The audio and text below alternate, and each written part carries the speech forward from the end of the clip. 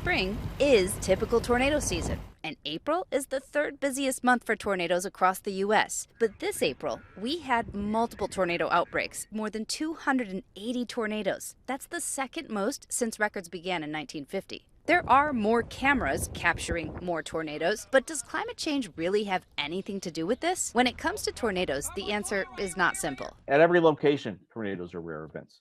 And we tend to want to find patterns as human beings because that's a good thing. But we also can find patterns when there really isn't anything there. But climate science is beginning to identify potential trends, including shifts in the number of days with tornadoes and where they're happening. We have fewer days now which a tornado occurs in the United States, but more days when there are a lot of tornadoes. An analysis from Climate Central shows that since 1979, the number of days that are favorable for tornadoes has gone up in states like Tennessee and Mississippi, and it's gone down for much of Oklahoma and Texas. These seemingly small shifts can have a big influence on impacts. One of the big differences between the Mid-South and the Plains is rural population density. A lot more people live in rural areas in, say, Mississippi and Alabama than live in western Kansas and western Oklahoma. While there is still a lot to learn about how our changing climate could be impacting tornadoes, we know that being prepared and heeding warnings is what saves lives. With this Climate Minute,